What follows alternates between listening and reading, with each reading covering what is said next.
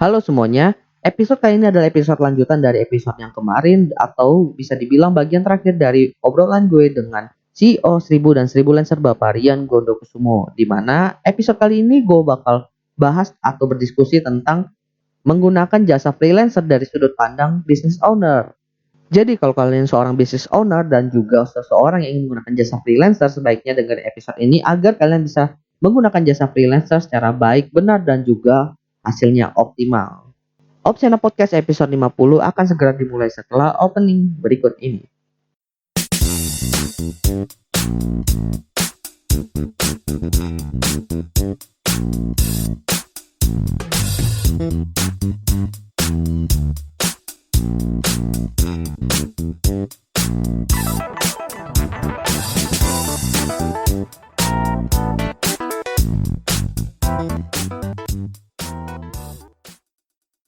Nah, sekarang masuk ke pertanyaan yang fokusnya nih Pak, ke arah bisnisnya sendiri, bisnis atau kliennya gitu loh Pak. Nah, menurut Bapak, apakah freelancer itu, kehadiran freelancer itu sebenarnya dibutuhkan nggak sih oleh perusahaan atau mungkin bisnis-bisnis UMKM gitu Pak? Oke. Menurut saya sangat dibutuhkan. Di Indonesia itu total bisnis usaha ya, di Indonesia itu ada kalau nggak salah 52 juta unit. Nggak mungkin semuanya bisa cari pekerja tetap. Dan kadang kita kayak saya mau nyari satu orang operation aja, butuh 1 bulan untuk proses interview, terus pertama proses buka posting dulu ya di job street misalnya, JobsDB ya. Habis itu panggilin dulu ke kantor, habis interview selesai, kalau nggak cocok nggak jadi, kalau cocok kita kasih offering letter. Ternyata di offering letter mereka reject, pengen minta gaji lebih tinggi misalnya. Atau misalnya dia udah accept pun kita mesti nunggu 1 month notice. Jadi ujung-ujungnya pekerjaan saya ini udah numpuk ya. Tapi orang yang bisa kerjain kalau in-house ya itu baru bisa available 1 bulan kamu. Iya. Ibarat ya nanti dia masuk kerja 2 bulan dikerjain di situ. Oke. Dan awal dia masuk kan dia nggak ngerti apa-apa mas. Jadi dia pasti harus kita ngajarin dulu. Practically the first 2-3 months ya, itu company yang lebih providing contribution ke in-house team yang kita rekrut. Jadi bisa dibilang kita gaji orang ya 2-3 bulan pertama ya. Itu sebenarnya dia kayak sekolah di sini. Oke. Kebayang kan? Pelatihan, training gitu. Pelatihan. Makanya kalau kita pakai freelancer yang typically mereka juga kalau kita ngeliat jobnya udah banyak yang udah komplit, artinya mereka itu udah profesional. Kita nggak perlu brief dia panjang lebar, dia udah ngerti cara mainnya kayak gimana, kerjaannya mesti seperti apa. Udah, tinggal 5 menit hire, kerjaan mulai. Oke. Jadi itu bisa save a lot of time dan budgetnya pasti jauh lebih murah daripada kita nyari in-house. Karena in-house kita juga masih harus bayar gaji ke-13, bayar BPJS, dan lain-lain. Banyak tunjangannya gitu ya. Nah, menurut Bapak nih, kapan sih sebuah bisnis atau perusahaan atau company gitu benar-benar membutuhkan freelancer untuk digunakan di perusahaan mereka gitu Pak? Oke. Jadi menurut saya itu tergantung capacity company-nya seperti apa, sama kebutuhannya apa. Jadi dari kita kan fokusnya di digital content. Oke, digital content. Yang tadi video, foto, dan lain-lain. Misalnya buat bisnisnya bisnis F&B. Oke. Iya. Mereka sering ganti menu tiap bulan. Tapi apakah worth it buat F&B itu hire 1 fotografer full time? Enggak. Enggak, ya benar. Iya kan ya. Karena main bisnisnya dia atau core bisnisnya dia di masakan. Jadi yang dia perlu hire adalah kokinya, waitersnya. Untuk urusan video, fotografi di outsource aja ke kita.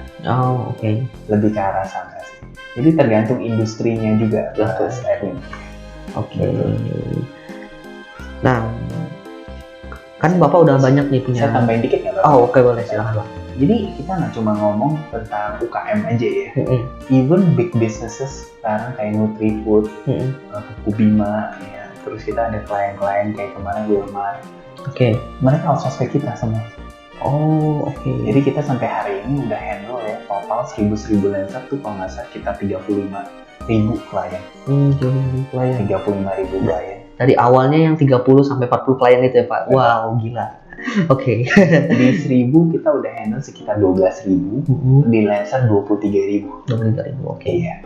Jadi nggak cuma bisnis UKM aja, tapi even the corporate. Nah itu juga pakai kita. Oke. Gitu. Jadi bisa dibilang semua jenis industri sama semua jenis tingkatan atau age of business ya itu pakai. Oh, oke. Untuk bisnis-bisnis yang biasanya menggunakan jasa freelancer gitu Pak, ini kira-kira ada nggak sih tips buat ownernya atau mungkin bagian operasional gimana sih bisa memanfaatkan jasa freelancernya secara maksimal di perusahaan mereka gitu Pak? Oke.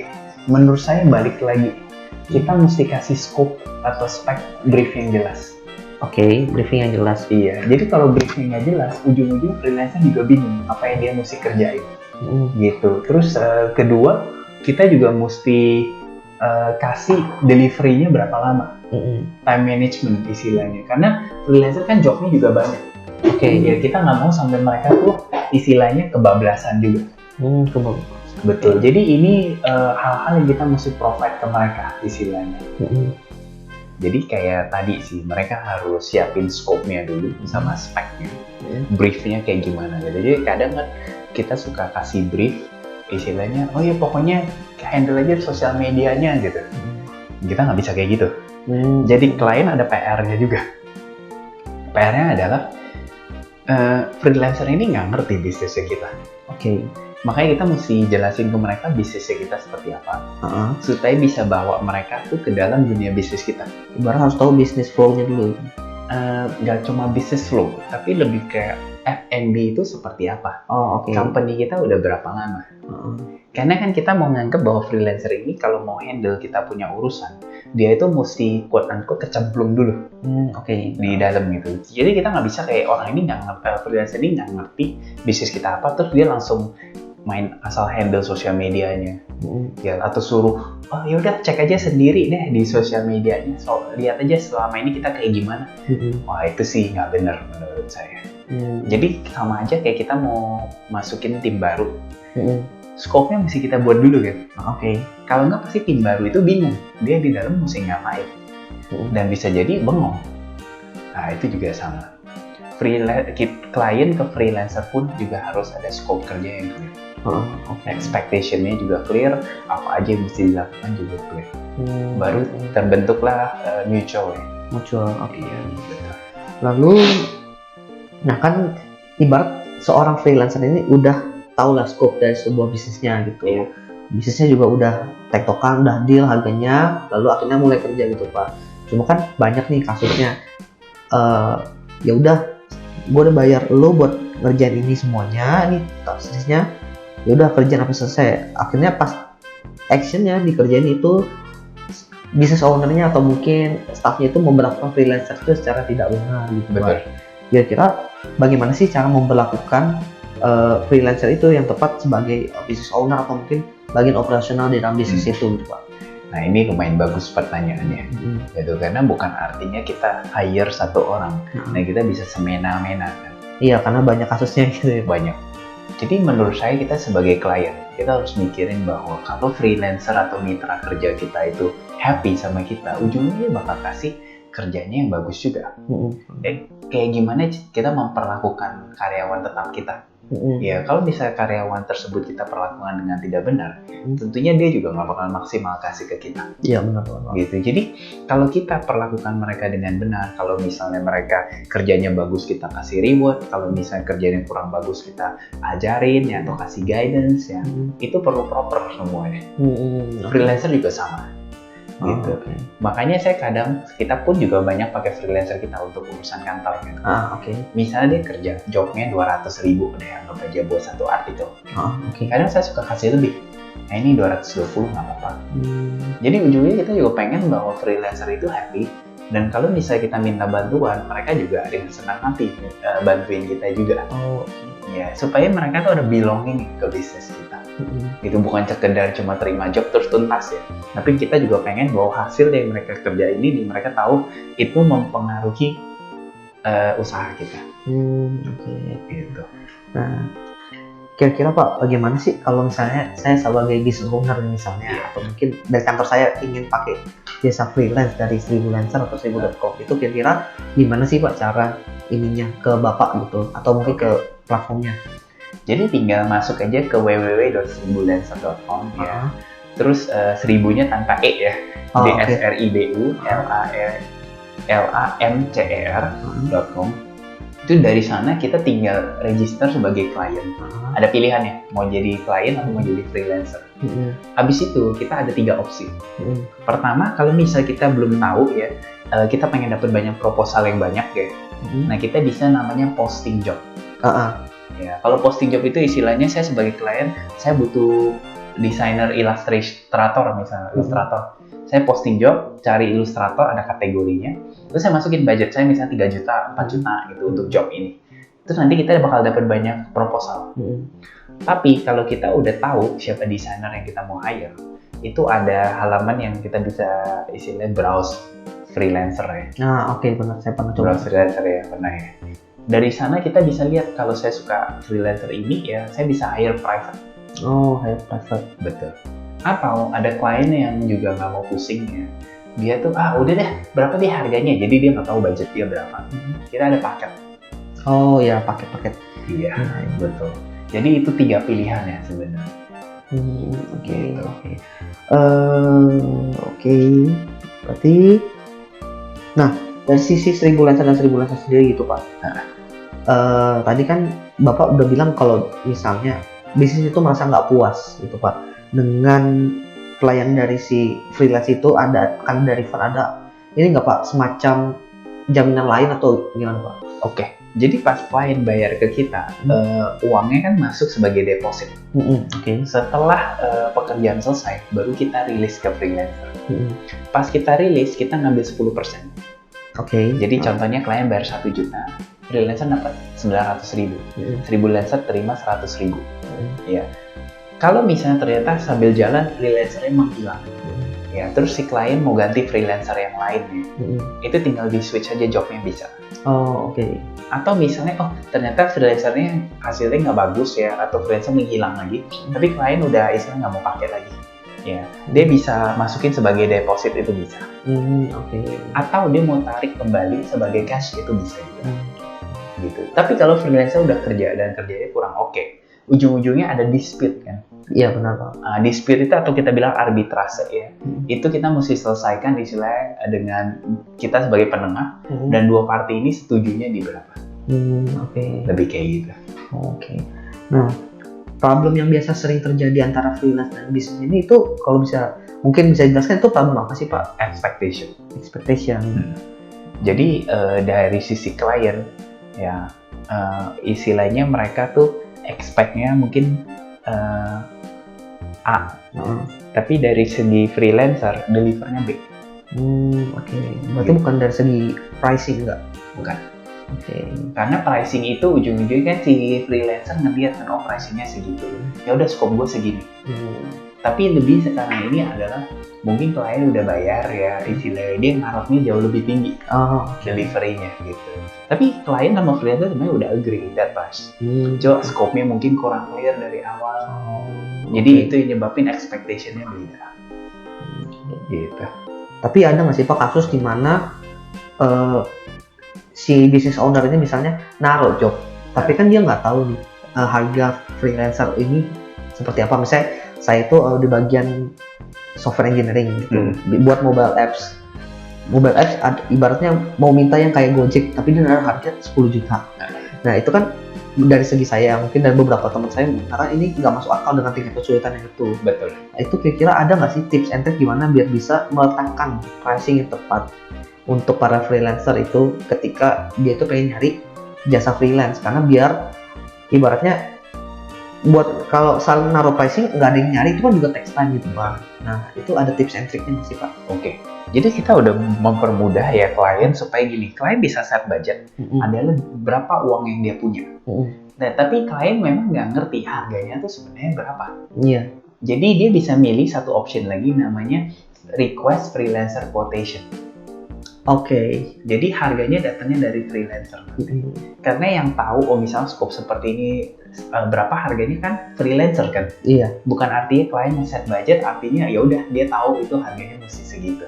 Nah tapi di sisi lain kalau buat klien yang udah nge-set budget ya Mas Edwin ya, dan ternyata itu jauh di bawah itu, freelancer yang mau approach klien itu bisa nego. Oh bisa nego? Bisa. Jadi klien settingnya 10 juta mau buat kayak Gojek. Terus freelancernya bisa nego, oh Pak kalau misalnya mau buat kayak Gojek tuh minimalnya 50 juta. Jadi dia bid 50 juta bukan 10 juta. Baru nanti kliennya accept atau dia reject. Oh oke. Berarti meskipun si klien naruh harganya asal-asalan gitu dari freelance masih bisa nego lah. Bisa. Dengan asal alasannya ketika nego itu logis gitu Pak ya. Iya. Ya bukan betul. karena murah karena capek ngerjainnya ya. Betul. Harus yang logis. Makanya kenapa kita mau kurasiin freelancer kita? Kurasinya bukan yang strict banget gitu ya. Kita juga nggak mau ujung-ujungnya mereka cuma ngambil aja job. Ujung-ujungnya nggak dikerjain. Klien udah bayar, ternyata freelancernya nggak deliver. Ya istilahnya mereka yang bisa kasih budget rendah banget, itu kemungkinan besar kualitasnya nggak bagus. Iya. Maksud saya bukannya semuanya ya, tapi tipikalnya misalnya kita tahu nih buat artikel nggak mungkin satu artikel 10.000. Iya benar. Iya kan. Terus tiba-tiba ada freelancer yang ngambil gitu. Ya mungkin dia fresh grad, mungkin dia juga nggak tahu harga. Terus dia istilah pas lagi kerjain, oh ternyata effortnya banyak, udah males lah, ditinggal aja tuh klien. Makanya kenapa kita kurasi, supaya hal-hal ini nggak terjadi. Karena kalau misal sampai itu kejadian, klien marahnya sama siapa? Sama ya. Freelancer. Benar. Freelancer. Yang diingat adalah di 1000 Lancer waktu itu job gua gagal. Iya benar. Karena mereka taunya juga ibarat kita dikenalin ini istri lalu cerai ya salah siapa yang kenalin gitu ya. Iya kurang lebih kayak gitu. Aduh. Adi ya si waktu itu kenalin ya ternyata nggak bener nih. Iya kan? Iya kayak gitu. Oke. Nah baik lagi nih Pak, promosi. Kenapa business owner atau mungkin bagian operasional atau mungkin company yang ada di Indonesia ini kan pasti punya task tersendiri yang harus dikerjakan, mungkin nggak dari full time-nya. Kenapa mereka harus menggunakan jasa dari 1000.com dan juga 1000 Lancer gitu Pak? Oke, ada beberapa alasan ya. Nomor satu tentunya untuk save cost. Iya, mereka itu cuma perlu bayar per job. Nomor dua itu misalnya kita punya desainer in-house, pasti satu hari kita bakalan bosan sama desainnya yang sama variasinya. Jadi kita perlu pilihan. Ya, nomor tiga masalah delivery sama capacity. Kalau kita lagi ada kerjaannya banyak ya, kita nggak mungkin tiba-tiba hire 5 in-house team baru. Iya benar. Butuh waktu. Tapi kita mau hire 20 freelancer bersamaan bisa. Iya benar sih. Mungkin ada lagi Pak? Dari saya ya. Yang apa lagi ya? Iya. Sama mungkin kita ada money back guarantee-nya juga. Jadi aman. Escrow platform ya istilahnya. Escrow platform rekening bersama. Gitu. Jadi kita juga istilahnya buat klien nggak beli kucing dalam karung, buat freelancer udah deliver jobnya juga ada guarantee bahwa paymentnya bakal dibayar gitu. Dan kita punya, kenapa dia pakai 1000 Lancer? Karena di platform kita mau tarik payout kapan aja bisa. Oh, jadi semacam saldo gitu Pak? Saldo. Misalnya nih saya baru kerjain selesai kemarin, kita ada batas untuk cut off-nya itu di jam 9 pagi. Jadi kalau misalnya jam 9 pagi ya di jam hari kerja ya, itu kita nggak sempet untuk request withdraw, maka besoknya diproses. Kalau udah hari Jumat nggak sempet lagi diprosesnya hari Senin. Tapi kita ke depannya mau buat kapan aja bisa. Itu rencananya. Wah gila. Jadi istilahnya kapan aja gajian. Gila. Menarik nih Pak untuk membahas 1000 Lancer dan juga 1000.com ini. Apalagi dunia freelance juga sekarang lagi berkembang banget ya Pak ya. Iya. Oke Pak, terima kasih waktunya Pak. Udah ini. Ya masih grogi sih nih Pak. Jujur aja masih grogi nih buat Mas. Cuma sekali lagi terima kasih atas waktunya Pak. Dan sukses selalu untuk 1000.com dan 1000lancer.com-nya. Dan ditunggu lagi inovasi-inovasi lainnya gitu. Siap. Thank you buat datang ke kantor kita juga. Iya, oke. Kasih Pak. Oke, jadi itulah akhir obrolan gue dengan CEO 1000 dan Freelancer Bapak Rian Gondokusumo. Semoga bermanfaat. Jangan lupa follow Instagram Opsiana Podcast di @opsianamedia.